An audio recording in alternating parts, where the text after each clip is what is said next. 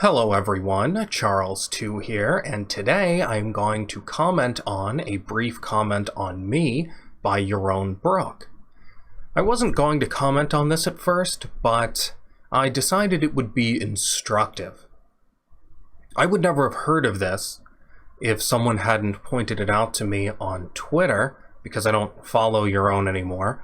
He has like 5 different shows and podcast feeds, and you can't get old episodes. I know iTunes limits it to the 300 oldest, but shows with episodes older than that I can always access.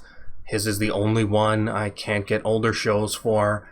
And as I say, it's just a mess of different random episodes added all the time. I just updated the other day, and it's 10 old episodes from different times, just randomly added at once.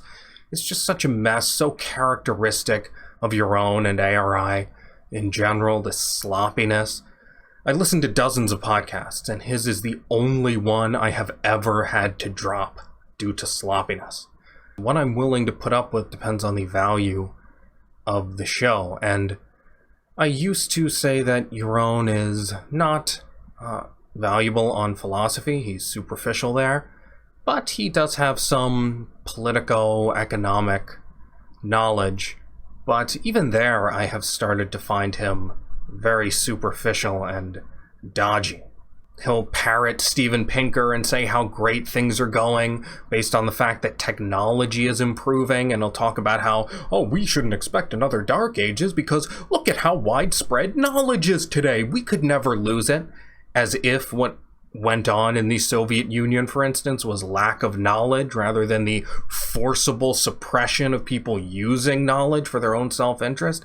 I mean, he's just ridiculously superficial, even in politics and economics. So I, at a certain point, just became too frustrated with that combination of worthlessness, lack of value, and hassle and sloppiness. So I don't listen to him anymore, but somebody pointed out that somebody asked him about me on his show, and he commented briefly on me, so I'm going to listen to this and respond to it. What are your thoughts on Charles 2? I don't really want to answer that. I haven't listened to enough of Charles to be able to give you a definitive answer about what Charles is. But let me just say this. Ayn Rand said once, she said it to Leonard Peikoff. She said she doesn't trust any philosopher under the age of 40. So she doesn't trust a philosopher until he's reached the age of 40. And I don't know how old Charles Chu is. He's probably 25. He presents himself as a philosopher. I don't know by what standard he presents himself as. Okay, before he goes off too long on this, first of all, I'm not 25. I am older than that, so I take that as a compliment. I think he's getting the story wrong. I don't remember it exactly. I don't think she said she didn't trust anyone who said he's a philosopher who's under 40, but I suppose that would be implicit in her statement. I thought she just said you can't really be a philosopher until you're 40. I am familiar with her saying that. And I thought it was 35, but I could just be getting that confused with the age requirement for being US president. Anyway, we can play this game of citing things Ayn Rand said to Peikoff in order to make our points. Ayn Rand also told Peikoff once that you should not judge based on statistics when it is possible for you to gain first-hand knowledge. I think they were in a hotel one night and Peikoff was talking about statistics and how he could guess how many people were in the lobby based on statistics, and Ayn Rand said, no, if you want to know how many people are in the lobby, go down and look. You only use statistics when you don't have access to first-hand information. So his assuming that, oh, I assume he doesn't know what he's talking about because he's young, is invalid if we're doing this cite Ayn Rand game. Now, he doesn't even regard this as an absolute rule. He hasn't said it yet, but he'll go on in a second to imply that Ayn Rand was an exception to this rule.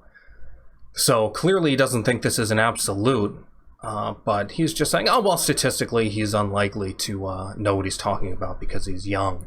Anyway, I agree with Ayn Rand on that point, but there are two things to consider. First, the context we are living in. In the context we are in, we unfortunately have a dearth of intellectuals, objectivist intellectuals, who are worth anything. So if we lived in a rational society, or if ARI was doing its job, I wouldn't have to be out here. But ARI, it's not doing its job, so I do have to be out here. Second, there are exceptions. I don't actually think Ayn Rand considered herself an exception, but I do consider her to have been an exception, and I consider myself an exception. Now, this is not some half-cocked, self-aggrandizing view. I didn't for a long time. This is what people don't understand about me when they hear me talk about myself or criticize other people. I do that with the highest of standards in mind. As I say, I don't just shoot from the hip randomly. Oh, you know what? I understand this. I'm the best. No. I come at this from a position of high skepticism and criticism of myself. Frankly, I've probably waited much too long to call myself a philosopher. Oh, and he says, I don't know by what standard. Well, the standard is reality. Now, I know what he's saying there is, oh, maybe this guy has a PhD that I don't know about. He might be old enough to have just gotten a PhD, and then, of course, he would have to assent because he's all into academia, right? That's what ARI is all into. So if you have a PhD, oh, well, then I guess, yeah, you are a philosopher. I mean, just the gall of this cowardly, dishonest insinuation that because I don't have credentials, or he thinks I don't, and I don't, then I'm not a real philosopher. Oh, but Amy Peikoff is a real philosopher. Why? Well, it's certainly not on the basis of any insight she's provided anyone. So Yaron is being dishonest here one way or another. Either somebody like Amy Peikoff is a philosopher because she has a PhD, which is obvious nonsense, or it's because she has provided insight, in which case Yaron would have to be so incredibly superficial and stupid that I really have a hard time believing even he is that dumb. There would have to be some amount of dishonesty there. But I tend to think dishonesty and stupidity go together more than most people. I think stupidity is a moral failing, unless you are actually mentally retarded, some kind of brain damage. But of all the angles of attack Yaron could take, this is the least effective one. He would do much better to simply say I'm mean and rude and nasty, which he will in a second, but he should just put all his eggs into that basket, because this isn't fooling anyone. Even the people who criticize me and defend Yaron and go over to the ARI side and stop listening to me, of which there have been many, they all say, look, you have great content, you know what you're talking about, you're clarifying, but you're just too arrogant and condescending, which is always a sign that I'm doing something right. But even to these people who agree with Yaron, it's totally implausible that I'm just some idiot pseudo-intellectual. Now, I know what Yaron thinks, and I don't blame him for assuming this based on the statistics, but there's a reason he's being asked about me and not all these other idiot pseudo-intellectuals. Well, I say other as if I am one. And it's because I know what I'm talking about. And I think people get that even if they can't appreciate most of what I'm doing. I think even though people can't appreciate the magnitude of the value I offer and how truly unparalleled I am, they can see at least that there's something different about me. It's like you take your average person and he can't appreciate all of the virtues of Ayn Rand's essay, The Objectivist Ethics, just in terms of writing. He can't appreciate it, but he can tell the difference between that and some middling 8th grader's essay, right? So I think people can tell the difference, and there's a reason people are asking Yaron about me rather than any of these other pseudo-intellectual idiots, which Yaron assumes I'm one of. Now, there are plenty of those people, but it's like, I remember I saw a clip on YouTube one time, taken from the Batman or Justice League cartoon show or something, and it's Bane, you know, Batman villain Bane. Unlike in the Dark Knight Rises movie, normally he's pumped with drugs that make him stronger, whereas I think in the movie he's pumped with like painkillers or something. I don't even know if they ever make that explicit, but anyway, traditionally Bane is pumped with drugs. He's really strong, physically strong, right? And he's fighting Batman.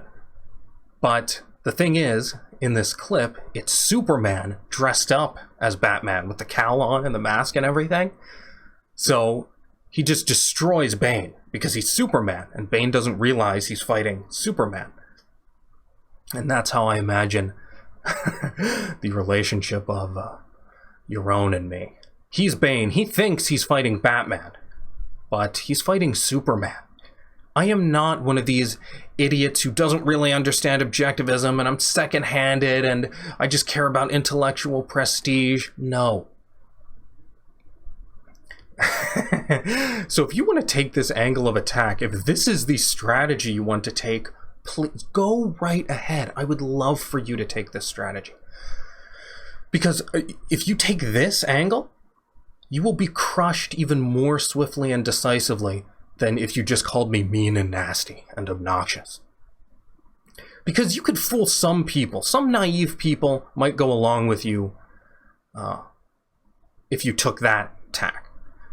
But if you just try to dishonestly insinuate that I don't know what I'm talking about, that isn't even plausible to people who are on your side of this.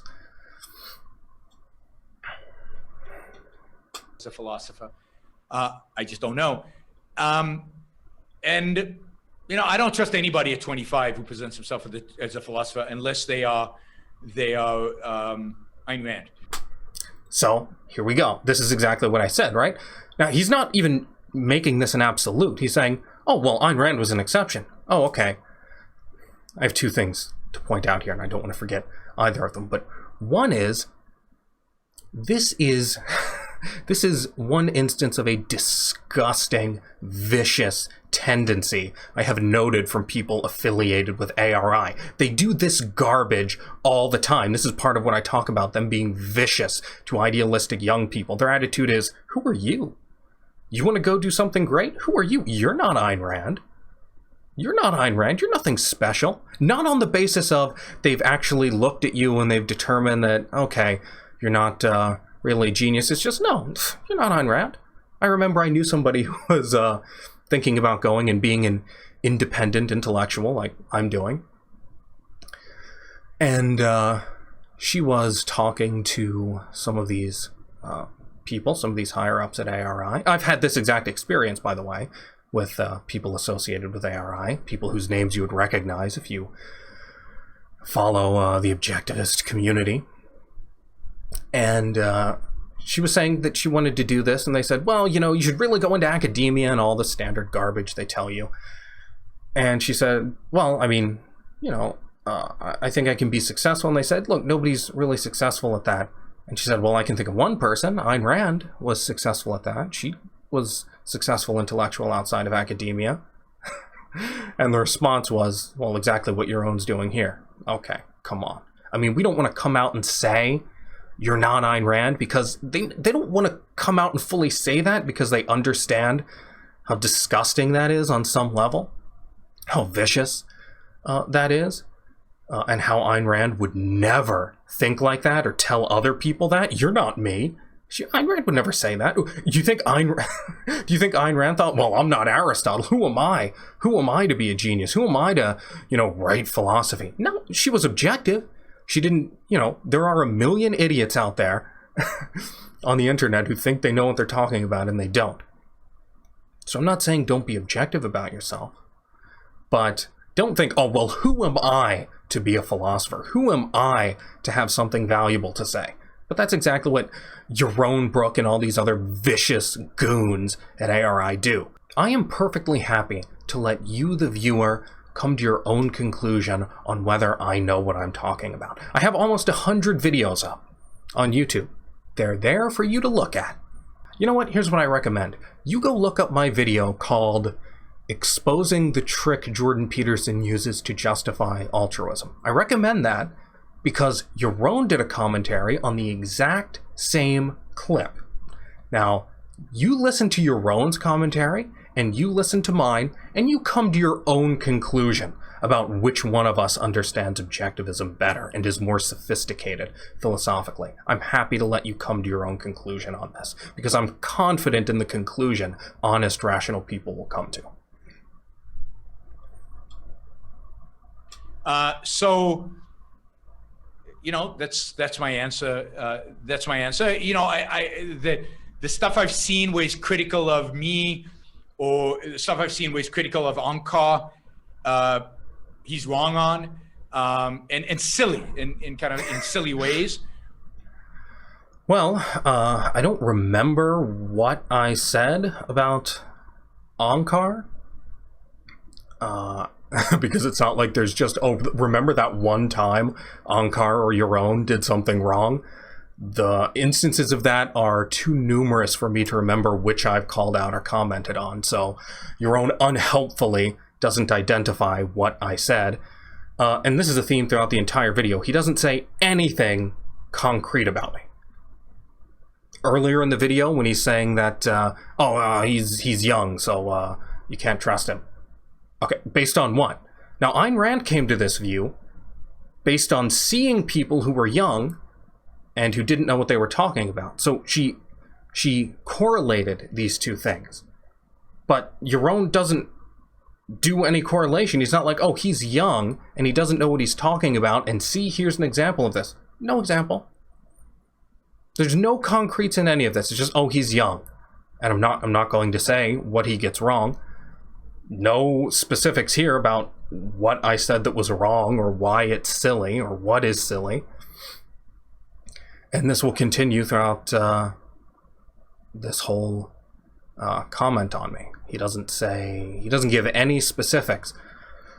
You be the judge of whether that is characteristic of somebody who is confident in the judgment he's making. I don't think it is. I think he knows he's wrong, and the clearer he is on what he's criticizing me for, he knows the clearer it will be to the audience that I am right and he is wrong.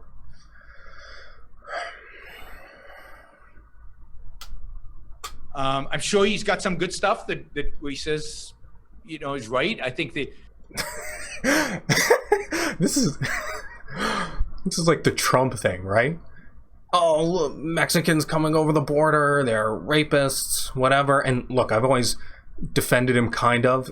Technically, he's not saying all Mexicans are rapists. That's a total equivocation. If you say Mexicans are rapists, that's ambiguous. That doesn't mean all Mexicans are rapists. It also doesn't necessarily mean only some are. But the point is, his focus on that is obviously nationalistic and invalid. But in any case, he says that, and then at the end he tosses off, and some I assume are good people. That's what Yaron is doing here. Oh, he doesn't know what he's talking about. He's young. His criticisms are wrong and silly, and some things he says I assume are good. the stuff he did on the stuff critical of us vis-a-vis Jordan Peterson. If you watched my session with Ankar and Greg Salamiri, I think we addressed a lot of those issues. And what else? Yeah, I mean, so I don't want to. I mean, there's no reason. He's young. All the power to him. Let him. He's got a channel on YouTube. Let him build up his channel if he can get an audience.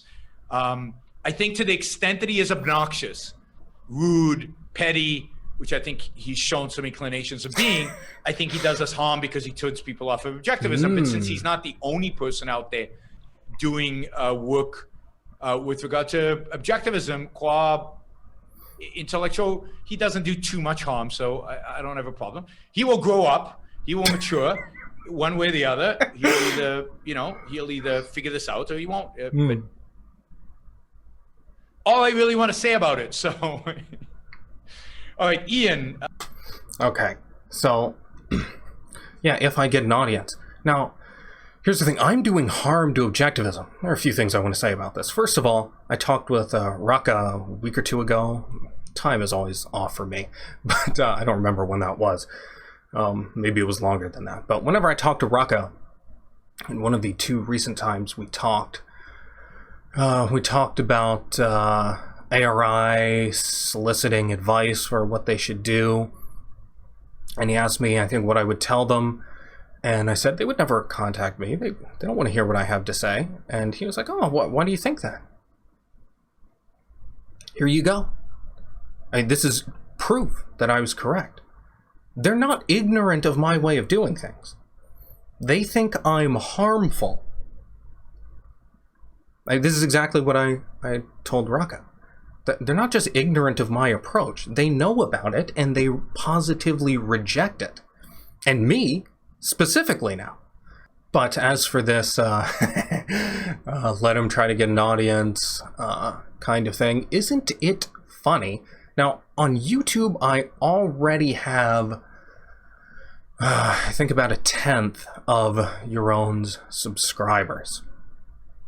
Now, this is Yaron. Yaron's the biggest one out there. And I, some random guy with no backing, no support. I have not been doing this for 20 plus years like Yaron has. I don't have the official sanction of Peakoff. I don't have ARI behind me. I'm not the representative, the guy the media calls as, oh, we want a comment from somebody who would represent Ayn Rand. I'm not that. I have nothing. No connections, no credentials, nothing. No boost. Just some random guy who started putting up videos a year ago. And guess what? Already 1/10 of your own subscribership on YouTube, his goddamned co-host has fewer patrons than me on Patreon. When the rubber meets the road, when it comes to engagement, people actually caring enough to financially support the ideas they're hearing, I do better than his co-host. But I'm harming objectivism. Well, it seems to me like people are desperate to hear somebody with confidence and charisma and clarity talk about these ideas. And that's not your own. It's me. This is what's funny. He insinuates, oh, he's not a real philosopher. Not only am I a philosopher, I am also a better intellectual activist than Yaron is. And that's his primary job. And it's a secondary thing for me. And I'm still better at it than him. And this is not to mention Bosch Fawston, Ari Armstrong, every objectivist I know of who I've seen. I do better than all of them in terms of people who support me financially. On Patreon, at least. That's the one major measure I know of. So you judge for yourself whether I'm harming objectivism. And so this is for all those people who like the way I'm doing things, who like how strident I am, how confident I am, how aggressive I am. Rucka has told me, I've heard him on other shows say that, look, we have to be doing things the Charles II way. I like the way he approaches things. Well, I hope this makes clear to him. I assume he'll be watching this, but it feels kind of weird speaking directly to him. I hope it makes clear that, look, ARI is as bad as I've been saying. They're not ignorant. They positively reject me and my way of doing things. They are 100% against what I'm doing. So you've been going around saying that, you know, my way of doing things is the right way of doing things. Your own thinks it's harmful. So anyway, just take that into consideration in your future judgments and decisions regarding ARI. Anyway, I think that's all I have to say here. I think there'll be a new podcast up on Monday, as always, and so I will see you then. Bye.